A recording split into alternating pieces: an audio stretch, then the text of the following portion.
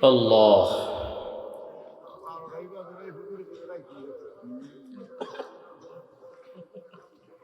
আলী রাদিয়াল্লাহু তাআলা আনহু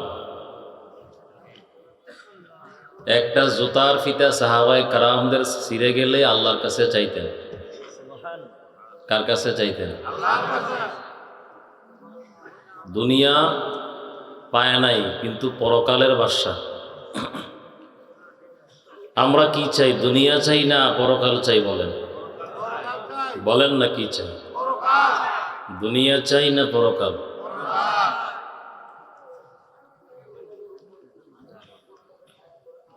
যে হাজত থাকলে আপনারা আস্তে আস্তে জানার, যাদের হাজত না একটু বসেন।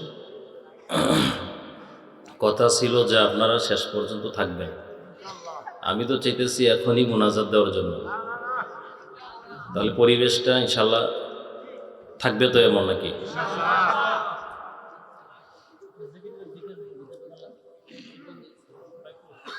ইমামুল আউয়ালিন আল আখিরিন বহর সদকা রহমাতাল লিল আলামিন শুধু হুজুদাস রহমাতাল লিল আলামিন মসজিদ ও শুধু হমারো এ জমিন। আল্লাহ পাক মায়ার নবীকে তিনটা নেয়ামত ঘোষণা করলেন। 2 নম্বর নেয়ামতের আলোচনা শুনছিলাম। আল্লাহ পাক বলেন, নবী আমি আল্লাহ আপনাকে এত ইলম আমি আল্লাহ আপনারে দান করলাম, বহু অদৃশ্যর বিষয় আমি আল্লাহ আপনারে জানাইয়া দিলাম।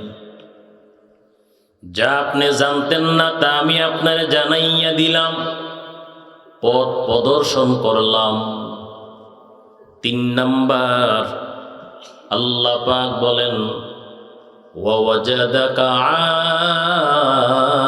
আইলান ফাআগনা।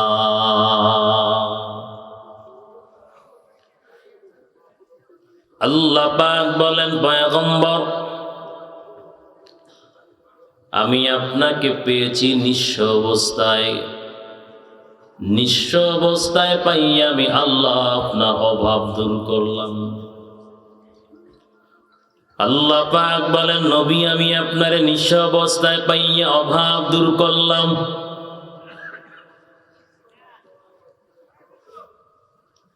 যার মা নাই, বাবা নাই, কেউ নাই, বাবা থাকলে সন্তান লেখাপড়া শেষ করিয়া বাবার ব্যবসায় হাত দেয়, ব্যবসা ধরে তুলে সামনে আগাইয়া নেয়। আমার আপনার মায়ার নবী গরিবী হালাতটাকে পছন্দ করলেন, গরিবী হালাতে জীবন যাপন করলেন। কিন্তু আল্লাহ পাক আমার আপনার নবীকে অভাব মুক্ত করলেন, দূর করলেন। এর ব্যাখ্যায় মুফাসসিরিন کرام বলেন,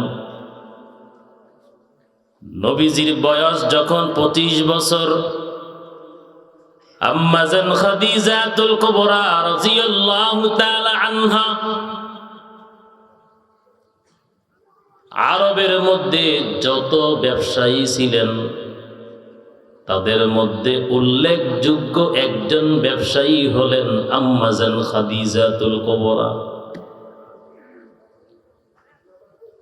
বড় একজন ব্যবসায়ী, জ্ঞানী গুণী।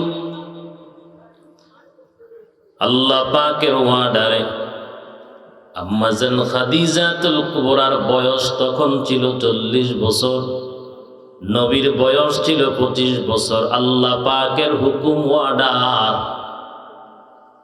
আল্লাহ পাকের ওয়ার্ডারে খাদিজাতুল কুবরা রাদিয়াল্লাহু তাআলা আনহাকে আল্লাহ নবী বিবাহ করলেন। বিবাহ করার পর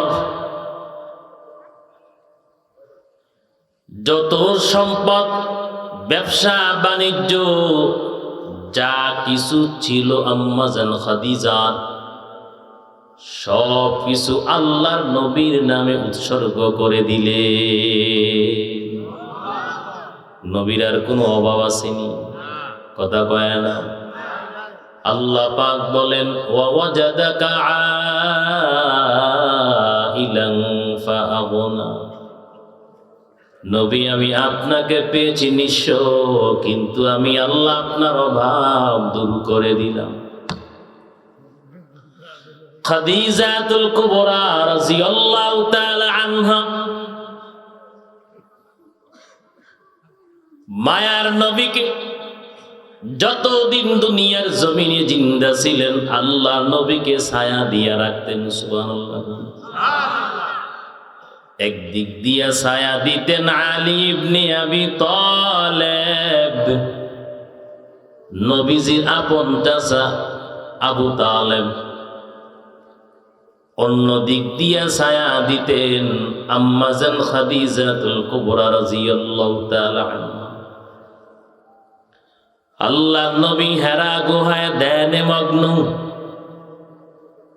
আম্মাজান খাদিজাতুল কুবরা 40 বছর বয়সে পাহাড়ি পথ, পাথরের পথ, কত দূরে হেঁটে হেঁটে পয়গম্বরের জন্য খাবার নিয়ে যাইতেন।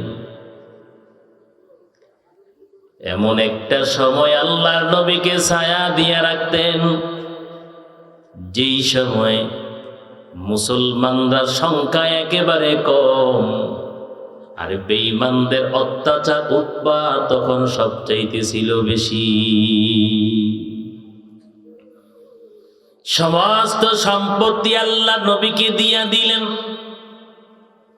1 বছরের আগা মাথায় আবু তালেব দুনিয়ায় নাই, আম্মাজান খাদিজাতুল কুবরা তিনিও দুনিয়ায় নাই। 4,000 টাকা নগদ দিছে। মায়ার নবী রহমতের নবী সরওয়ারে দু আলম চাচারে হারাইলো। যেই চাচা জীবিত থাকতে মক্কার মধ্যে, আরবের মধ্যে মায়ার নবী প্রকাশ্যে জীবনভর কালেমা প্রচার করলো, ইসলামের দাওয়াত পৌঁছাইয়া দিল। আবু জাহেল, আবু লাহাবের মতন বড় বড় বেঈমানেরা আবু তালেবের ভয়ে আল্লাহ নবীর দিকে চোখ বাঁকা করে তাকানোর সুযোগ পাইত না। 1 বছরের আগামাতায় উভয় ইন্তেকাল করলেন। আল্লাহ নবী এত ক্লান্ত হইয়া পড়লেন, এত ভেঙ্গে পড়লেন, এত কান্না করলেন। আল্লাহ নবী পরবর্তীতে যখন ইসলাম প্রতিষ্ঠিত হয়ে গেল, নবীজি প্রায় সময় গুনগুন করে কান্না করতেন। আম্মা জান আয়েশা সিদ্দিকা রাদিয়াল্লাহু তাআলা আনহা বলতেন, ও পয়গম্বর আপনি কেন কান্না করেন গুনগুন করে? মায়ার নবী ডাক দিয়া বলে, আয়েশা আমি আমার খাদিজার জন্য কান্না করি। আল্লাহ নবী ডাক দিয়া বলে, ও আয়েশা তুমি হইলা আমার সুখের দিনের বিবি। আমার জীবনে এমন কালো রাত ছিল, ওই সময় আমার খাদিজা আমার জন্য এত কষ্ট করছে, পাথরের পথ বাড়ি দিয়ে আমার জন্য হেরা গুহার মধ্যে এই বয়সে নাস্তা নিয়ে যাইতো, খাবার পৌঁছাইয়া দিত। খাদিজার কথা আমার যখন মনে হয় আমি নবী চোখের পানি ধরে রাখতে পারি না। ও আয়েশা তুমি আমার সুখের দিনের বিবি, আমার খাদিজা ছিল আমার দুঃখের দিনের বিবি। যেই খাদিজা আমি নবীর জন্য জীবনের সব উপার্জিত মাল সম্পদ আমারে দিয়া দিছে, ওই খাদিজার কথা আমি ভুলতে পারি না। আয়েশা এক বছরের আগামাতায় দুনিয়ার জমিন থেকে আবু তালেব চলে গেলেন, আম্মা জান খাদিজাতুল কুবরা রাদিয়াল্লাহু তাআলা আনহা চলে গেলেন। মায়ার নবী সাফা মারওয়া পাহাড়ের মাঝখান দিয়ে হাঁটতেছেন। দুষ্ট আবু জাহেল আল্লাহর নবীর একা পাইয়া হাতের মধ্যে একটা পাথর নিয়ে নবীর মাথা মুবারকের দিকে হিল মেরে নবীর মাথা ফাটাইয়া দিছে।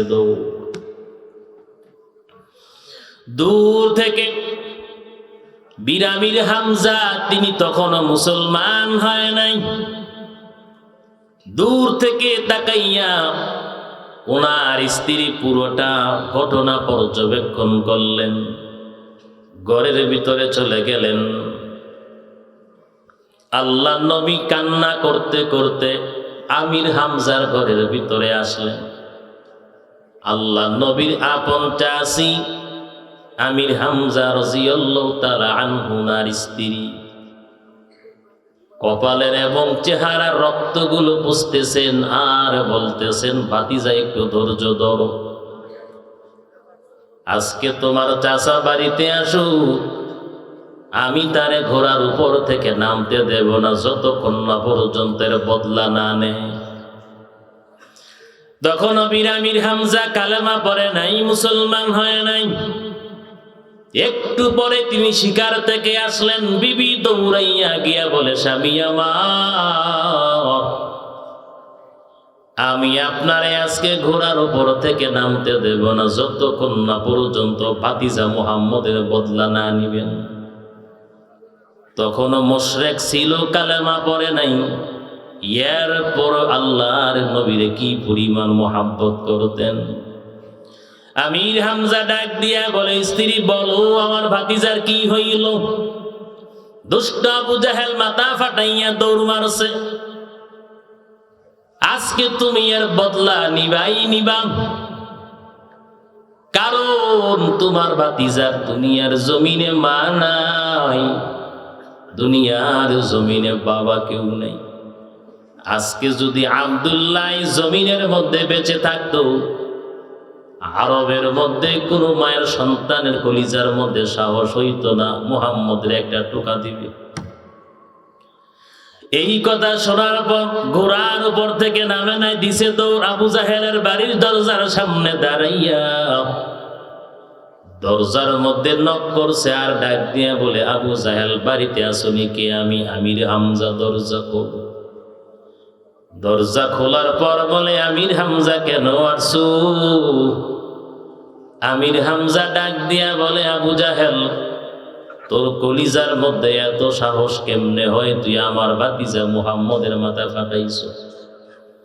সাথে সাথে ধনুকটা দিয়ে একটা আঘাত করলো মাথার মধ্যে, অথবা পাথর দিয়ে মাথা ফাটাইয়া কয়, আবু জাহেল, এরপরে যদি আর কোনদিন দেখি আব্দুল্লাহর বেটা মুহাম্মদের দিকে চোখ রাঙাইয়া তাকাইছ, তোর চোখ উপড়ে ফেলবো।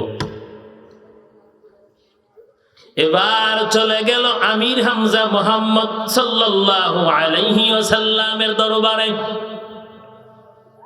আল্লাহর নবী চোখ থেকে পানি ছেড়ে কান্না করে, চেহারাটা লাল হয়ে আছে। আল্লাহ পাক আমির হামজার জন্য হেদায়েতের দরজা খুলে দিলেন। ভাতিজা মুহাম্মদ রাগ করে আছে, চেহারাটা মলিন, কিছু বলে না। আমির হামজা ডাক দিয়া বলে, ভাতিজা বলো বলো, তুমি আমার কাছে কি চাও, যার বিনিময়ে আমি আজকে তোমার মুখের মধ্যে একটু হাসি দেখতে চাই। আল্লাহ নবী ডাক দিয়া বলে, চাচা গো, আপনি জানেন এই জগতে আমার মা নাই, আমার বাবা নাই। মক্কার কাফের বেঈমানেরা আমি নবীরে কত কষ্ট দেয়, ইসলাম প্রচার প্রসারে বাধা প্রদান করে।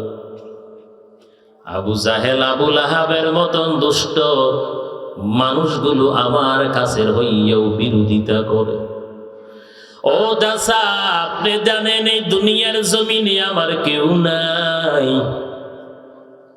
ইসলামের এই ক্লান্তি লগ্নে আপনি যদি আল্লাহর দিন কালেমা পড়ে যদি মুসলমান হন, আমি নবী এত খুশি হইব, তাম পৃথিবীটা যদি আপনি আমার হাতের মধ্যে দিয়ে দেন আমি এত খুশি হইব না। এই কথা বলার সাথে সাথে আল্লাহ পাক হেদায়েতের দরজা খুলে দিলেন। আমির হামজা রাদিয়াল্লাহু তাআলা আনহু এমন একটা সময় কালেমা পড়লেন, ইসলাম গ্রহণ করলেন, যখন বেঈমানদের কাছে মুসলমানরা শুধু নির্যাতিত নিপীড়িত। একদিক দিয়ে আবু তালেব নাই, আরেক দিক দিয়েও আম্মাজান খাদিজা নাই। উনি বললেন আশহাদু আল্লা ইলাহা ইল্লাল্লাহ ওয়া আশহাদু আন্না মুহাম্মাদান আবদুহু ওয়া রাসূলুহু।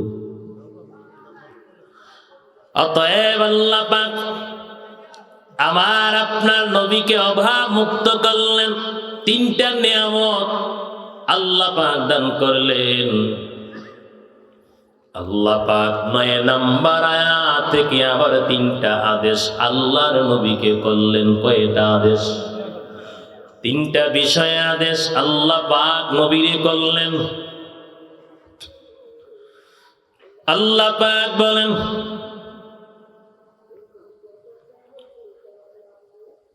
فَأَمَّا الْيَتِيمَ فَلَا تَقْهَرْ।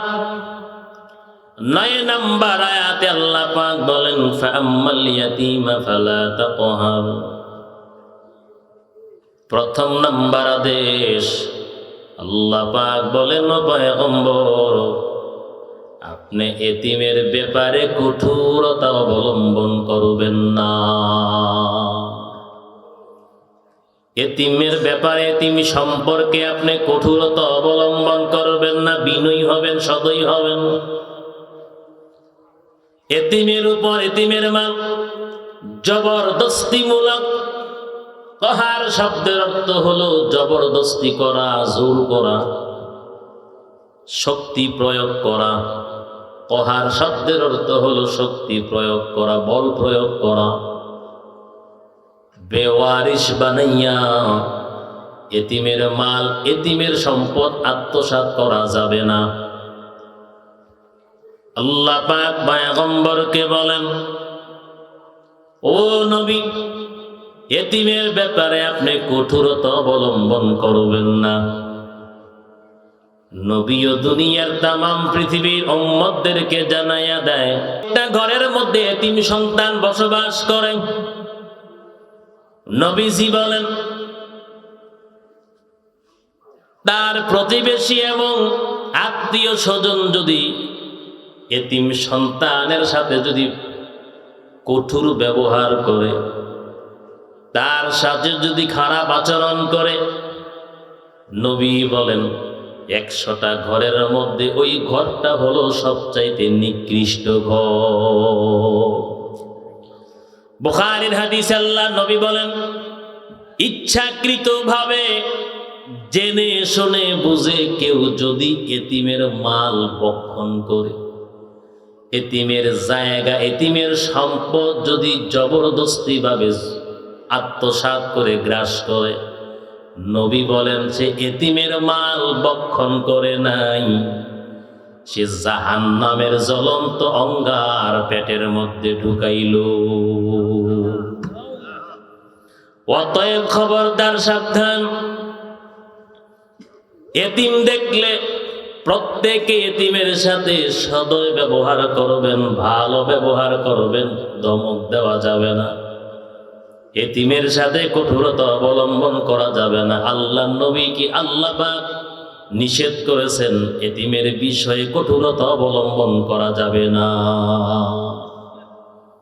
এই আদেশ কি শুধু নবীকেই নাকি না তামাম পৃথিবীর সমস্ত ইমানদারদেরকেও? কথা বলেন না কেন? আল্লাহ পাক প্রথমত পয়গম্বরকে আদেশ করলেন, দ্বিতীয়ত পয়গম্বর তামাম পৃথিবীর সমস্ত উম্মতদেরকে নির্দেশ করলেন, খবরদার, সাবধান। এই সমাজের মধ্যে যদি কোনো এতিম থাকে, ও এতিম যেন নির্যাতিত না হয়, অবহেলিত না হয়, পদদলিত যেন না হয়, সেদিকে খেয়াল রাখতে হবে। যারা সমাজের নেতৃত্ব দেয়, সমাজ সেবক। 2 নাম্বার আদেশ আল্লাহ পাক বলেন, ওয়া আম্মাস সাইলা ফালা তানহার। আল্লাহ পাক বলেন, সওয়ালকারীকে আপনি ধমক দিবেন না, সওয়ালকারীকে আপনি ধমক দিবেন না। ও পয়গম্বর, সওয়াল কিন্তু কয়েক রকমের হয়। যেমন শিক্ষণীয় বিষয়ে আপনারে কেউ সওয়াল করতে পারে জানার জন্য, বুঝার জন্য। আবার পেটের মধ্যে ক্ষুধা, পকেটের মধ্যে টাকা নাই, সেও আপনি তারে কিছু দিয়া যান এমন ভাবে সওয়াল করতে পারে, পারে কিনা? আবু হুরায়রা রাদিয়াল্লাহু তাআলা আনহু রেশমি কাপড় দিয়া জুমার মসজিদের মিম্বরের মধ্যে বইসা নাক পরিষ্কার করে আর বলে বাখা। রেশমি রুমাল দিয়া, রেশমি কাপড় দিয়া আবু হুরায়রা নাক পরিষ্কার করে আর কয়, সেদিনের কথা আমি ভুলি নাই। পেটের ক্ষুধায় আমি যখন গলা কাটা মুরগির মতন জমিনে ছটফট করতাম, এমন একটা রাস্তার মধ্যে আমি গড়াগড়ি করতাম, যেই রাস্তা দিয়ে হযরত আবু বকর যায়, ওমর যায়, উসমান গনি যায়, আলী রাদিয়াল্লাহু তাআলা আনহুম, আল্লাহ নবী নিজেও যায়। পেটের ক্ষুধা আমি সহ্য করতে না পাইরা ওই রাস্তার মধ্যে বসে থাকতাম, মাঝে মাঝে আমি জমিনের মধ্যে শুয়ে পড়তাম, পেটের ক্ষুধা সহ্য করতে না পাইরা। কিন্তু আমি জীবনও বলতে পারতাম না, ভাই আবু বকর, আবার পেটের ক্ষুধা সহ্য করতে পারি না, তোমার বাড়িতে আমারে নিয়ে যাও। তবে হযরত আবু বকর রে দেইখা তিনি সালাম দিলেন। হযরত আবু বকর বুঝতে পারে নাই, এই সালামের হাকিকত কি বুঝতে পারে নাই। ওমর ইবনুল খাত্তাব তিনি আসলেন, সালাম দিলেন, জবাব দিয়ে অতিক্রম করলেন, বুঝতে পারে নাই।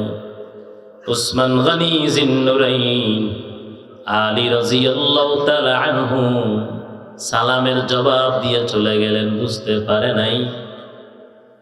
কিন্তু মুখ দিয়া বলে না, আমি পেটের ক্ষুধার জন্য এইভাবে গড়াগড়ি করি। সাহাবায়ে কেরাম মনে করতো আবু হুরায়রার মনে মিরকির ব্যারাম আছে, কিন্তু না, আবু হুরায়রা বলে আমার কোনো রোগ ছিল না, পেটের ক্ষুধা সহ্য করতে না পাইরা আমি জমিনে গড়াগড়ি করতাম। অনেকক্ষণ পর হযরত আবু হুরায়রা বলে, মায়ার নবী, রহমতের নবী, সরওয়ারে দু আলম, আল্লাহর নবী আসতেন, আমার দিকে তাকাইয়া থাকতেন। আমি সালাম দেওয়ার সাথে সাথে নবী সালামের জবাব নিয়ে বলতেন, আবু হুরায়রা চলো আমার সাথে আমার বাড়িতে চলো। যেই নবী উম্মতের কলিজার কথা বোঝে, আর্তনাদ বোঝে, তিনি তো উম্মতের কান্ডারি কথা বলেন, ঠিক না বেটি? অতএব যদি আপনার কাছে কেউ জানতে চায়, সওয়াল করে, কেউ যদি আপনার কাছে ভিক্ষা চায়, 10টা টাকা দেন, 20টা টাকা দেন। আল্লাহ পাক মায়ার নবীকে আদেশ করলেন, পয়গম্বর যদি কাউকে সাহায্য করতে না পারেন, নরম ভাষায় বিনয়ের সাথে তারে বিদায় দিবেন, কিন্তু কোনো ভিক্ষুক ভিখারিকে ধমক দেওয়া যাবে না। 2 নম্বর, যদি কেউ কোনো কিছু আপনার কাছে শিখতে চায়, শিক্ষণীয় কোনো বিষয়ের জন্য যদি সওয়াল করে, তাকেও ধমক দেওয়া যাবে না, বিনয়ের সাথে নরম ভাষায় তারে জবাব দিতে হবে। বলেন তো, আজ থেকে কোন ভিক্ষুক যদি হাত পাতে, যদি আপনি না দিতে পারেন, কর্কশ ভাষায় না নরম ভাষায়? বলেন, নরম ভাষায় বিদায় দিবেননি? কথা বলেন। এই আমলটা শুরু করেন। নরম ভাষায় বিদায় দিবেন। অনেক সময় দেখা যায় ভিক্ষুকরা ঘরের মধ্যে ঘরের বাহিরে থাকে আর ডাকাডাকি করে, হয়তো পুরুষ নাই, ছেলে নাই, মহিলা মানুষ থাকে, কিন্তু দেখা যায় প্রথমবার গিয়া বুঝাইয়া দিলে চলে যায়।